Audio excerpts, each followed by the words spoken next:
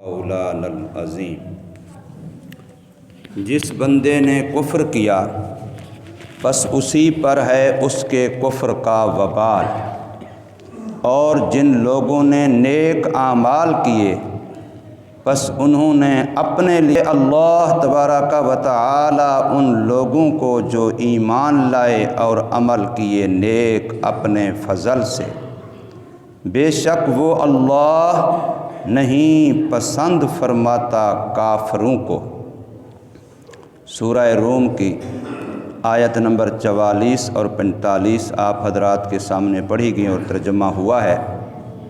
پچھلی آیت کریمہ میں اللہ تبارک و تعالی نے ہمیں حکم دیا تھا کہ اپنا رخ، اپنی توجہ دین قیم، دین اسلام کی طرف مرکوز رکھیں، اور قیامت کے اس دن کے آنے سے پہلے اپنی تیاری رکھیں جس دن کا آنا اٹل ہے، یقینی ہے،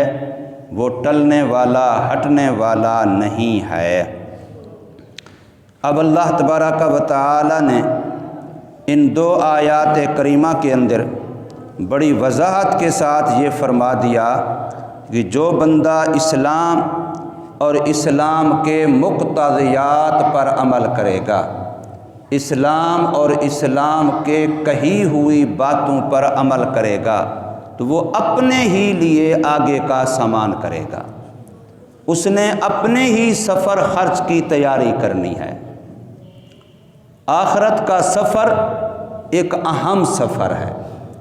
بندہ معمولی سے سفر پر کہیں جاتا ہے تو اس کے لیے بھی ایک تیاری کرتا ہے، ذہنی طور پر بھی تیاری کرتا ہے، اسباب کے درجے میں ضروریات سفر کا بھی انتظام کرتا ہے۔ اور یہ تو ایسا سفر ہے کہ ایک جہان سے دوسرے جہان میں منتقل ہونا ہے، ایک عالم سے دوسرے عالم میں منتقل ہونا ہے۔ اور پھر یہ بتا دیا گیا ہے انبیاء کے واسطے سے، اللہ نے اپنی کتابوں میں بتا دیا ہے صاف کر کے کہ اس سفر کی ضروریات وہ یہاں ملتی ہیں، وہاں اس سفر کی کوئی ضرورت کی چیز تمہیں ملے گی نہیں۔ جو یہاں سے سفر کی ضروریات لے جاؤ گے وہی کام آئیں گی، وہ سفر ہی سفر ہوگا، وہاں سفر کے لیے کمانے کا موقع، کوئی ضرورت حاصل کرنے کا موقع نہیں ملے گا۔ وہ موقع ہے تو یہاں ہے، اس لیے فرمایا الدنیا مزرعۃ الآخرہ، دنیا آخرت کے کمانے، آخرت کے لیے کاشت کرنے، آخرت کے لیے بونے۔ یہ دار العمل ہے، یہ دار الامتحان ہے، یہ دار الابتلاء ہے، یہ دار الآزمائش ہے، اور وہ دار القرار ہے، وہ دار الخلود ہے، وہ دار البقاء ہے۔ اس لیے اللہ نے صاف فرما دیا ہے کہ جو بندہ بھی ایمان اور اعمال صالحہ اختیار کرتا ہے وہ اپنے ہی لیے آگے کا سامان جمع کر رہا ہے، اور یہی سمجھداری ہے، یہی عقل مندی ہے کہ جو بندہ اپنے سفر کو سمجھے اور سفر کی ضروریات کو سمجھے اور اس کے لیے اپنی تیاری کرے۔ اور اگر خدا نخواستہ کوئی بندہ اس کا الٹ کرتا ہے، اسلام کا کوئی پتہ نہیں، احکام اسلام کا کوئی پتہ نہیں، اس سفر کا کوئی خیال اور دھیان نہیں ہے،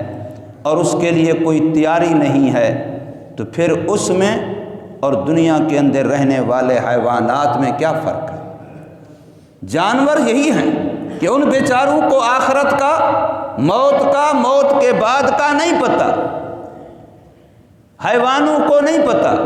تو اگر کوئی انسان بھی ایسی زندگی گزارتا ہے تو پھر وہ بیچارہ بھی ایک حیوان ہے، اور اس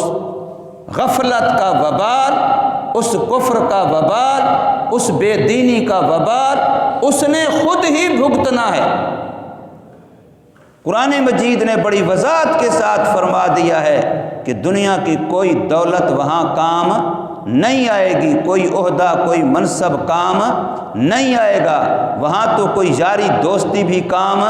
نہیں آئے گی۔ اللہ کی اجازت کے بغیر کوئی بندہ کسی کی سفارش بھی نہیں کر سکے گا۔ سفارش وہی کرے گا جس کو اللہ اجازت فرمائیں گے، اور اسی کے لیے کر سکے گا جس کے لیے اللہ کی طرف سے اجازت ہوگی۔ اس لیے فرمایا گیا من کفر فعلیہ کفر، جس نے بھی کفر کیا، کفر عملی ہو یا کفر اعتقادی ہو، نظریات کے لحاظ سے کافروں والے عقیدے رکھتا ہے یا ناشکری کرتا ہے، مسلمان ہے، کلمہ پڑھتا ہے لیکن کفران نعمت کرتا ہے، ناشکری کرتا ہے۔ علماء نے لکھا ہے کہ ایمان یہ نکاح کی طرح ہے۔ بندہ جب نکاح کرتا ہے تو وہاں کیا ہے، دو لفظ ہی بولتے ہیں، میں نے قبول کیا۔ وہ کہتے ہیں ہم نے بچی کی طرف سے کہ فلاں کے نکاح میں دے دی، وہ کہتا ہے میں نے قبول کیا، اسی کو ہم ایجاب قبول کہتے ہیں۔ اب دو لفظ ہیں، ایجاب قبول، لیکن ان دو لفظوں کے اندر اگر غور کیا جائے تو ان دو لفظوں میں بچی نے ساری زندگی کے لیے، ہمیشہ ہمیشہ کے لیے یہ عہد کیا ہے کہ اس خامند کی حیثیت سے اس مرد کے جتنے میرے ذمہ حقوق ہوں گے میں ان سب کو ادا کروں گی۔ اس ایک لفظ میں اس نے یہ معاہدہ کر لیا ہے، اور مرد نے قبول کر کے تادم زیست کہ زندگی بھر کے لیے بحیثیت بیوی کے اس عورت کے میرے ذمے جتنے حقوق ہوں گے میں وہ سارے ادا کروں گا۔ اب لفظ تو بولے ہیں صرف ایجاب و قبول، لیکن دونوں طرف سے پوری زندگی کے لیے تمام حقوق کا معاہدہ ہوا ہے۔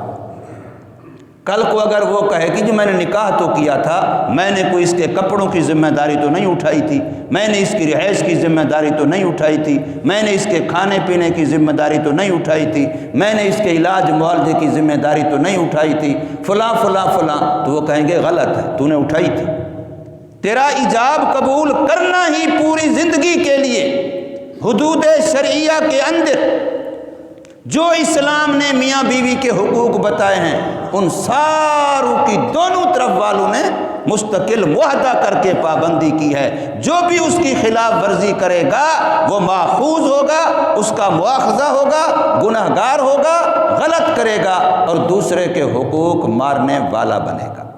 تو بالکل ایسے ہی بندہ پڑھتا تو دو لفظ ہے لا الہ الا اللہ محمد الرسول اللہ، لیکن ان دو لفظوں میں رب کائنات سے معاہدہ کرتا ہے کہ پوری زندگی کے لیے جو بھی میرے اللہ کے حکم ہوں گے، چاہے وہ کرنے کے ہیں چاہے وہ نہ کرنے کے ہیں، ان سب کو میں پورا کروں گا اور محمد کریم صلی اللہ علیہ وسلم کے طریقے کے مطابق کروں گا۔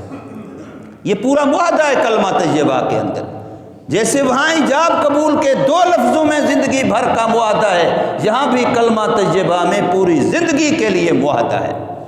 اس لیے فرمایا کہ من کفر،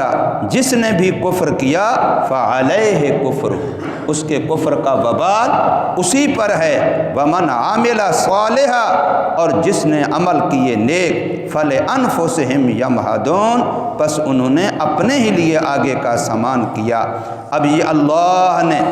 نظام رکھا ہے دنیا کے اندر، فرما برداروں کے لیے بھی اور نافرمانوں کے لیے بھی حدود ہیں، احکام ہیں، طریقہ کار ہے، اور فرمایا جس وقت مر جائیں گے تو پھر یہ نہیں کہ دونوں کو ایسے چھوڑ دیا جائے، جنہوں نے زندگی میں مجاہدے کیے، نیکیاں کی، ان کو بھی جزا ملے گی پر اچھی، اور جن لوگوں نے لاپرواہی اور غفلت والی زندگی گزاری، حق اور ناحق کا خیال نہیں کیا ہے، ان کو بھی جزا ملے گی پر بری۔ اس لیے فرمایا لیجزی الذین، تاکہ بدلہ اور جزا دے اللہ تبارک و تعالی ان لوگوں کو جو ایمان لائے اور عمل کیے نیک، من فضل ہی، اپنے فضل سے۔ یہ من فضل ہی کا لفظ بتلا رہا ہے کہ زیادہ سے زیادہ نیکی کرنے والے بھی کبھی یہ نہ سمجھیں کہ میں اپنے عمل کی وجہ سے مستحق ہوں، جو بھی ملے گا میرے اللہ کے فضل سے ملے گا۔ من فضل ہی، نیک اعمال کے تذکرے کے ساتھ فرمایا من فضل ہی، عامل الصالحات کا لفظ ہے، ایک بندہ پوری زندگی اعمال صالحہ کی پابندی کر کے اللہ کے فضل کا مستحق بنتا ہے، اپنی ذاتی طور پہ استحقاق نہیں۔ میرے رب پر کسی کا کوئی حق نہیں ہے، وہ میرا رب جو بھی دیتا ہے اپنے فضل سے دیتا ہے۔ تو فرمایا انہو لا یحب الکافرین، یہ بات پکی ٹھکی ہے کہ اللہ کافروں کو پسند نہیں کرتا، چاہے وہ اعتقادی کفر والے ہوں، چاہے وہ ناشکری والے کفران نعمت والے ہوں، اللہ تبارک و تعالیٰ پسند نہیں کرتا۔ اللہ پاک ہمیں سمجھ نصیب فرمائے، عمل کی توفیق دے۔